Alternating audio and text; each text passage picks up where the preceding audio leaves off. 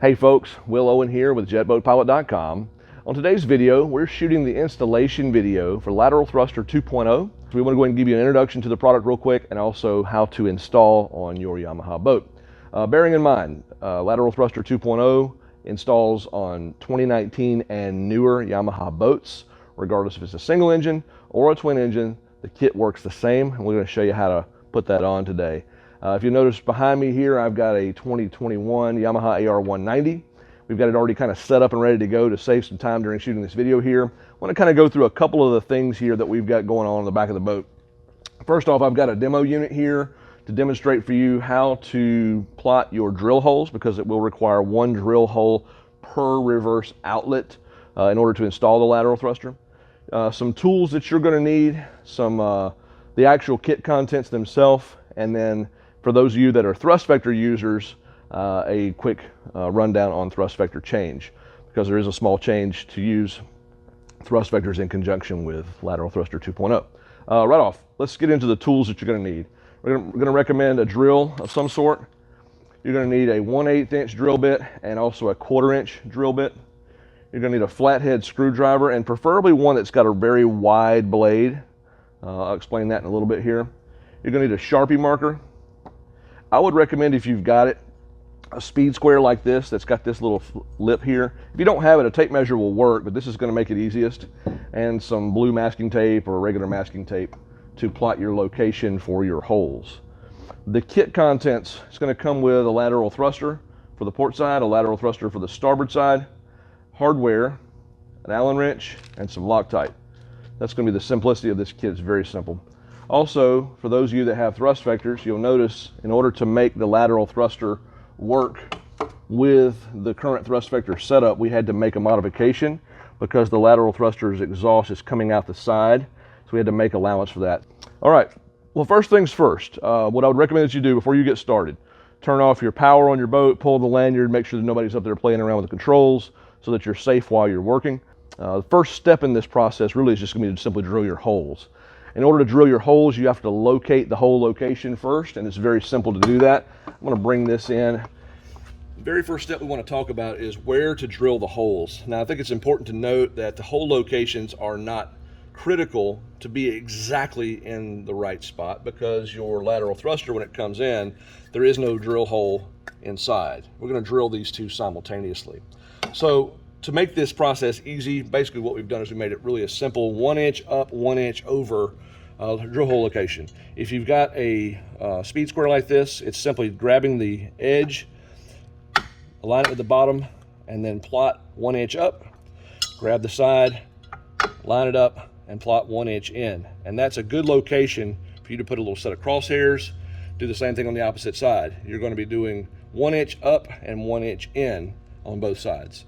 That's going to be the location for your holes. Now, what we would suggest after you've done that, I'm not going to drill this one now because it's already drilled below, but what I would suggest you do is take you an 1/8 inch drill bit, start in the center, and basically start yourself a small pilot hole, just so that the bit's not walking on you when you put the big 1/4 inch bit in there to drill the hole. The next recommendation, while we're drilling, we're going to actually locate the part inside the nozzle as we drill. So if you'll follow me, I'm going to show you how the part goes in, and then we'll talk about that for a second. And we'll do this again down below when we actually install the product. The part is going to be identified by the tab and the exit trajectory. So for instance, on this one, because the tab is here facing me and the exit trajectory is facing out towards the port side, we know this is a port side lateral thruster. To put this in the nozzle, we'll simply slide it in from below. You'll press on it. There's going to be a little bit of a snug fit, and then once it's seated in place with this tab seated on the face of the nozzle here where the opening is, that tells us that it's properly located. You're going to want to press the lateral thruster hard over, so you'll squeeze it like this, applying pressure to the lateral thruster as well as the reverse bucket, and then you're going to go in and you're going to drill your pump.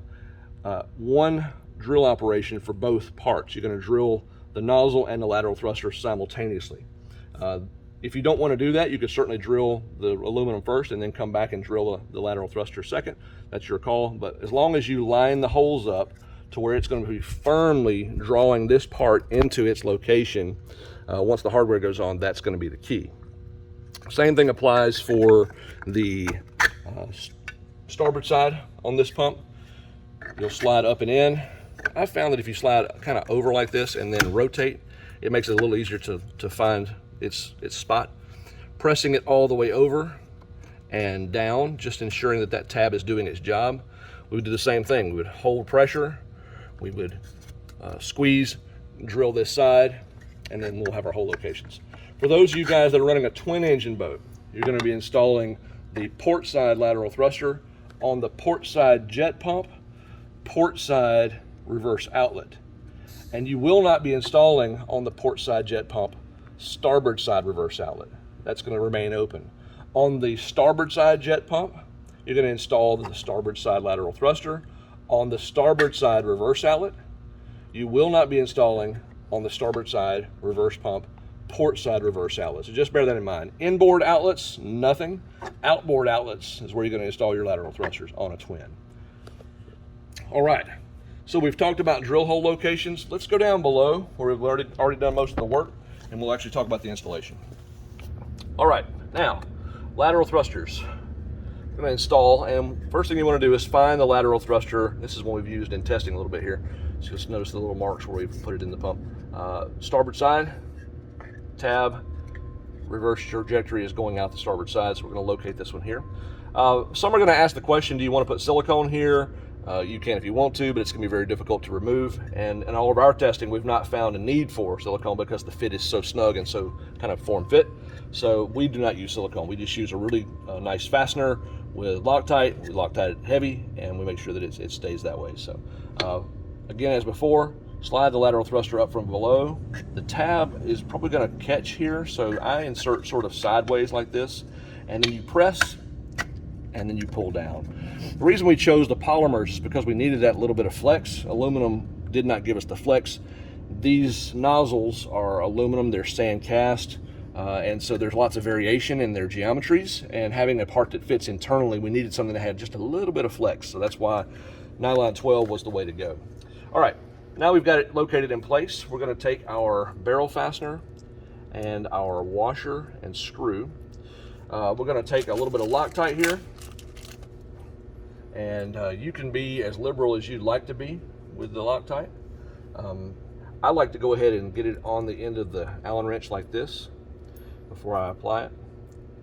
We'll take it, apply a nice heavy coat there. Hopefully you can see in here, there's a hole on the inside that passes all the way through.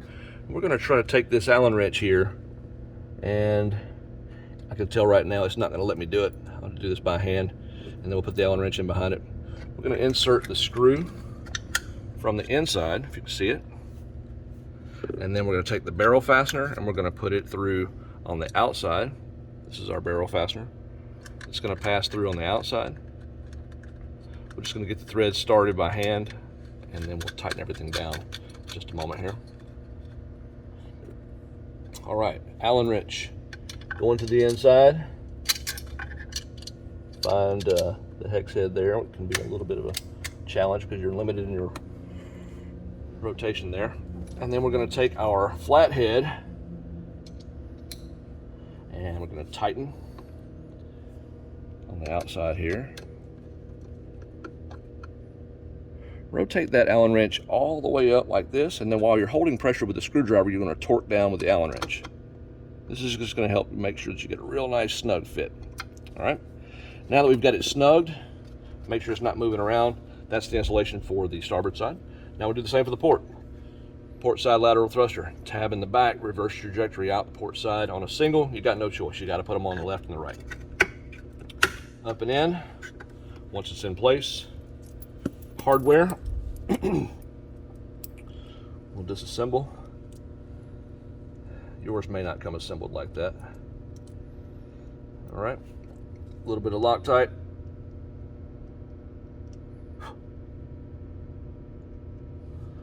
We're going to stick this through the hole. Barrel fastener through the outside.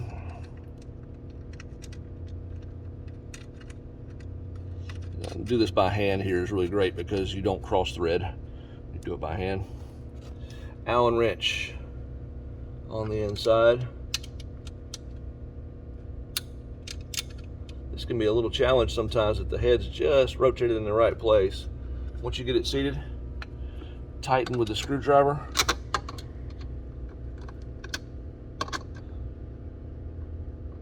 I like to bring the Allen wrench all the way down and then hold pressure on the screwdriver while you're torquing with the Allen wrench. So that tends to be the best way to apply torque. All right, both sides are now tight, no movement, everything's good.